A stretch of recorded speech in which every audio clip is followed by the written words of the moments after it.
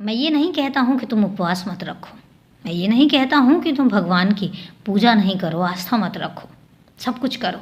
लेकिन एक बात याद रखना, मेरा उपवास पर विश्वास ज़्यादा नहीं है, क्योंकि उसका कारण यह है, जब तुम उपवास रखते हो तो तुम्हारा पूरा दिन उस उपवास के आसपास ही गुजरता है।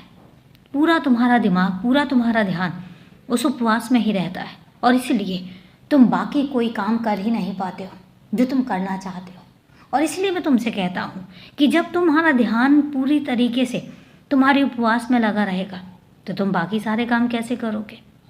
और इसलिए मैं उपवास के हक में नहीं होता हूँ। मैं कभी नहीं कहता हूँ कि उपवास रखने की ज़रूरत है। उपवास तुम्हारे शरीर के लिए अच्छा होता है। थोड़े समय के लिए रखो, 4 घंटे के लिए रख लो, 10 घंटे के लिए रख लो, कुछ मत खाओ 10 घंटे के लिए, 12 घंटे के लिए रख लो। तुम्हारे शरीर की शुद्धि होती है, तुम्हारा शरीर साफ होता है।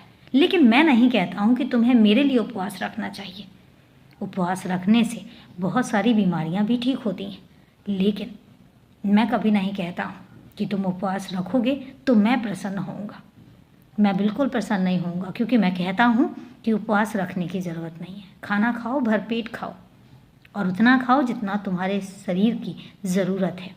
लेकिन हाँ, अगर शरीर को स्वस्थ रखने के लिए, स्वच्छ रखने के लिए कुछ समय के लिए उपवास रखा जाए तो बुरा नहीं है। तो इसलिए रखना है रखो, पर मैं नहीं कहता हूँ। और इसलिए अपने मन पर ज़्यादा बोझ मत डालना। मैं हमेशा प्रसन्न हूँ तुमसे। और अभी के लिए शुभ रात्रि मेरे बच्चे। खुश रहो, हमेशा खुश रहो।